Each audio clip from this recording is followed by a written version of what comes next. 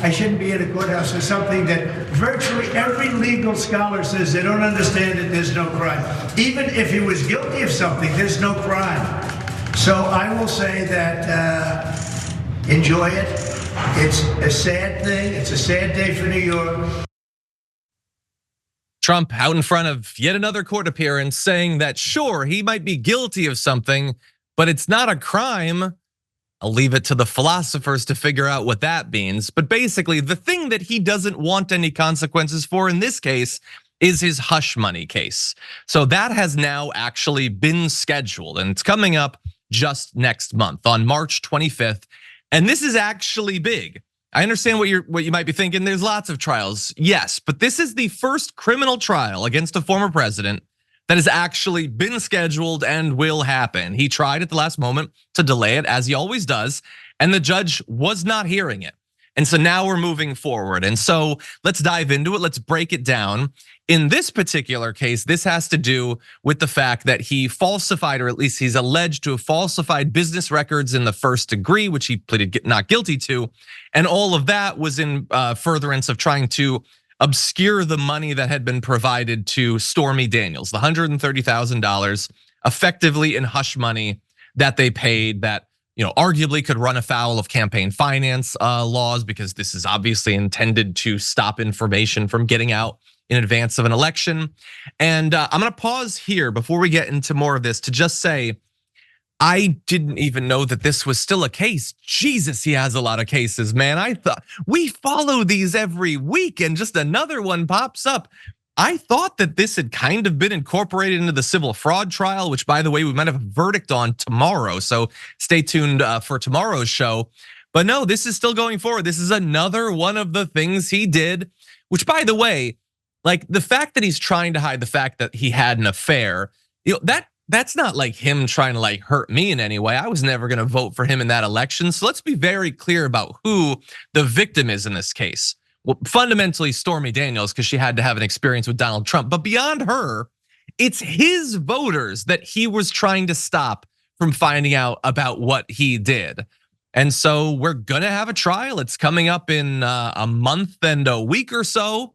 Trae, what do you think about this one? I mean, like you, I also forgot that this was a thing. It's wild. We live in a timeline where you like literally can't keep up with all of the Republican candidate for president and former presidents' current felony charges and various criminal and civil trials alike. But that's just the way it is. He's always kind of been that way, though. I mean, that was always sort of his strategy, whether intended or not, with like his various gaffes or would-be scandals or whatever. He just hits you with an unending avalanche of them, like constantly. So you don't even have time to stay that appalled at any given one, because it's kind of like with the mass shootings in this country. You know what I mean? It's like they come up, we're like, God, this is horrible. This is objectively horrible. But then before you can even really process it, another one has happened, and it's like that with Trump and his scandals. But you also said like his, the targets of this particular exercise on his part were his voters. He's trying to keep them from finding out what he did. It makes it even dumber and more of a waste of money to me, because it's not like they were ever going to care. Yeah. I don't think. Like, I mean, they haven't cared about anything else so far. I don't know why he thought that was, worth the trouble or the effort. Yeah, but yeah. This is the first. Wasn't this the first? Like actual indictment that came down, wasn't it? This was the first one that was levied. It might have been.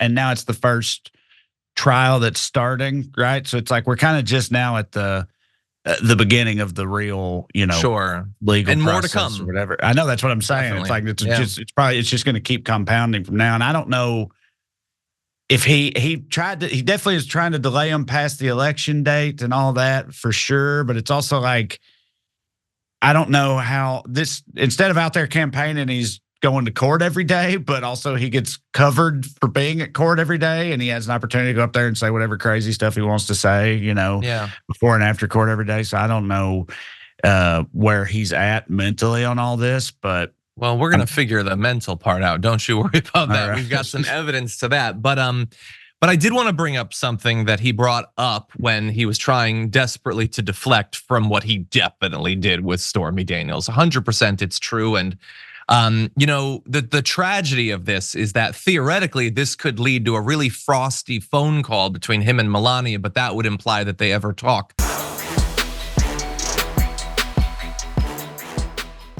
For more political news breakdowns, interviews, stories of activism, and me trying my hardest to care about the occasional big celebrity news story, subscribe to our YouTube channel at youtube.com/The Damage Report. And you can ring the bell wherever it is so you don't miss anything.